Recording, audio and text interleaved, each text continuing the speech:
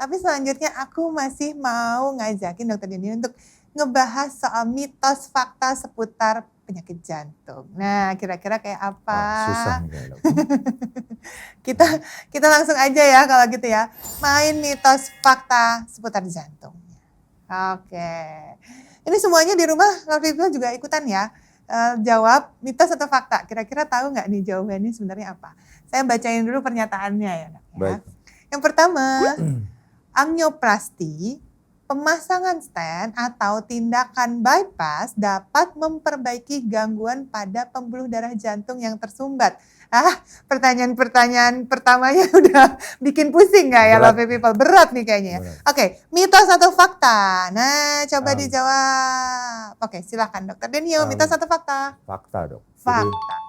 memang kalau penyempitan yang ada di pembuluh darah jantung itu perlu kita sebut dengan kita revaskularisasi. Apa artinya? Kita perlu membuat alirannya itu menjadi lancar kembali. Jadi ini juga yang dimaksud dengan angioplasti tadi. Angioplasti adalah cara untuk membuka penyempitan itu agar pembuluh darahnya menjadi lancar lagi. Jadi kadang-kadang kalau misalnya penyempitannya sifatnya banyak, ring yang dipasang juga harus banyak sekali, ada penyakit gula terutama. Terkadang bypass atau operasi bypass jantung itu menjadi pilihan utama, Dok, dibandingkan dengan pemasangan ring. Untuk mencapai hasil jangka panjang yang lebih baik. Ya bukannya nggak bisa dengan ring, cuman untuk mencapai hasil jangka panjang yang lebih baik. Kan kita nggak mau, kita juga berharap dengan kita pasang ring aja sekali aja udah beres seumur hidupnya, jangan ada lagi ya, Dok, ya. Sama dari bypass jantung juga begitu. Oke, semoga terjawab tadi udah ya.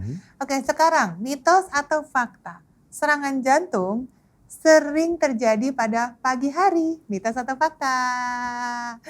Mitos atau fakta, Dokter Denio? Fakta. Fakta. Pagi dong.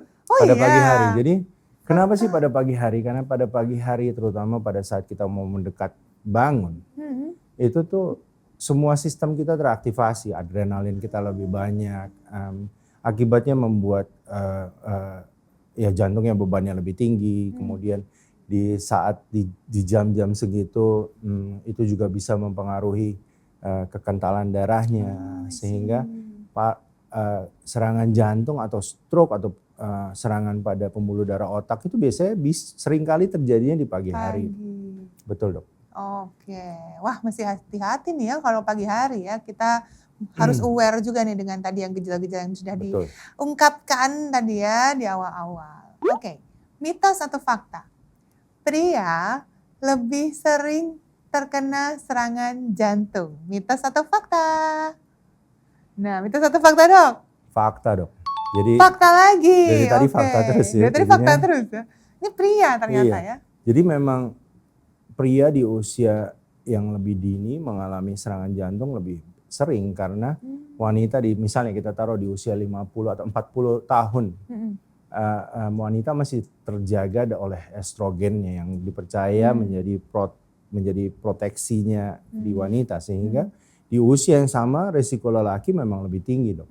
Tapi pada saat menopause yang tadi kita sudah bicarakan bahwa dengan menurunnya estrogen itu sendiri membuat resiko penyakit jantung pada wanita juga meningkat. Jadi meningkat. Betul, meningkatnya jadi sama-sama laki-laki atau lebih tinggi? Jadi sama kurang lebih, Dok. Jadinya. Nanti semakin lama menopausnya semakin tinggi resikonya. Tetapi ya seperti tadi juga kita udah bicarakan bahwa karena penanganan dan deteksi pada wanita lebih terlambat, ini yang membuat jadinya long outcome-nya juga lebih jelek ya, Dok, jadi saat ini. Karena biasanya wanita tuh nggak mau ngeluh, Dok. Merasa bahwa ini mah capek-capek biasa. Ternyata serangan jantung. Jangan ya, jangan. Jangan sampai. Iya. Oke. Mitos atau fakta? Angin duduk dan asma sering disebut sebagai serangan jantung. Mitos atau fakta? Deng deng deng deng deng. Mitos atau fakta? Kalau saya bilang sih bisa dua-duanya. Bisa dua-duanya. Soalnya seperti yang kita bilang tadi, kalau mitos dalam arti angin duduk tuh yang didefinisikan sebagai angin duduk itu apa, Dok? Kalau memang dia tiba-tiba lagi duduk, tiba-tiba terus lewat, itu kan juga kadang-kadang ada yang bilang itu angin duduk atau dia tiba-tiba berhenti, itu mungkin kalau dia henti jantung ya dia bisa berarti dari apakah itu serangan jantung atau apakah memang ada gangguan irama jantung yang membuat jantungnya berhenti mendadak. Nah, tapi asma sendiri juga bukan serangan jantung sebenarnya. Kalau memang dia dengan asma lebih ke arah penyakit paru ya biasanya ya dok ya. Cuman balik lagi ke yang tadi, di wanita terkadang yang dirasakan adalah sesak. Misalnya di laki atau misalnya di laki-laki pun dengan diabetes yang dirasakan karena nyerinya udah nggak berasa, dia berasanya sesak dok. Jadinya itu juga bisa membuat bisa datang dari serangan jantung. Oke, jadi biasanya tuh memang orang-orang lebih merasa kalau nggak ada nyerinya, yang dirasakan adalah sesak napasnya. Iya. Jadi sulit untuk menarik napas gitu ya. Betul, ternyata ada serangan jantung di situ, kematian otot-otot jantung di dalamnya. Betul. Ya, jadi emang benar-benar begitu ada keluhan sekecil apapun harus konsultasi ya, harus dibawa sebaiknya langsung periksa ke rumah sakit terdekat yang memadai tentunya. Oke, ini adalah mitos fakta yang terakhir. Idealnya melakukan medical check up minimal 1 tahun sekali. Mitos atau fakta? Iya, mitos atau fakta dok? Tadi udah dijelaskan sebenarnya. Kalau dari ini fakta sih. Fakta. Saya juga ngelihatnya gini sih, kalau untuk medical check up setahun sekali sama kayak resolusi tahunan dok. Oh benar. Jadi supaya kita ngingetin kita ke jalur yang benar lagi kalau misalnya kita udah ini nih, kadang-kadang orang bilang dulu saya kolesterolnya tinggi loh. Terus tapi nggak diobatin ya karena dulu mungkin masih muda ya dok. Tapi kan kita nggak muda terus ya dok. Nah, itu jadinya usia juga nambah. Jadi biar diingatkan, oh ini loh tinggi loh. Oh ternyata gula saya juga udah mulai naik loh gitu loh. Jadi itu supaya bisa ditangani dengan lebih awal karena itu yang menjadi cikal bakal dari penyakit pembuluh darah dok. Baik di otak, baik di jantung, baik di pembuluh darah lain ya, kaki misalnya. Iya. Gitu. Jadi memang harus cek dulu karena selain kita dari luar tampaknya meskipun tetap terus awet muda, tapi organ kita terus berumur juga. Sayangnya begitu kan? Ya, sayangnya begitu. Oke, mungkin terakhir Dokter Denio boleh kasih saran-saran atau tips nih ya untuk lovely people yang ada di rumah untuk mendapatkan pengobatan yang tepat terhadap gejala-gejala yang muncul akibat serangan jantung. Pengobatan yang tepat sih untuk gejala-gejala atau orang dengan serangan jantung adalah pertama seperti yang kita sebut tadi, time is muscle ya dok. Jadi secepatnya dibawa ke fasilitas ke rumah sakit yang memang mampu untuk menanganinya.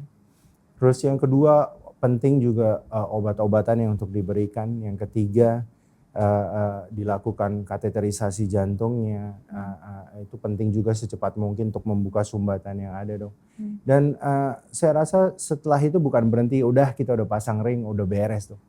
Tapi yang paling penting kan justru jaganya supaya apa yang udah dilakukan itu mau dipasang ring kah, mau di bypass jantung kah, dijaga supaya dia seumur hidup awet terus ya dok. Ya itu kan tujuannya sebenarnya. Jadi bukannya habis itu udah beres, udah saya nggak perlu jaga lagi kolesterol saya nggak perlu jaga lagi tekanan darah saya terus ngerokok misalnya, saya juga nggak jaga makan saya. Jadi semua yang dilakukan itu akan membuat semuanya jadi nggak awet.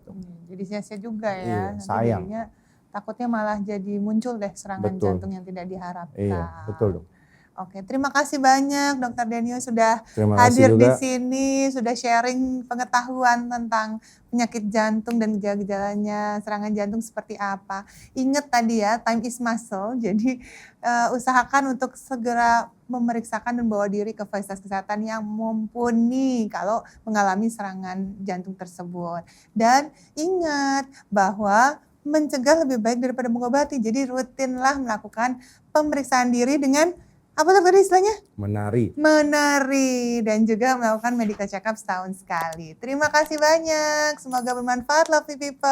Terima kasih.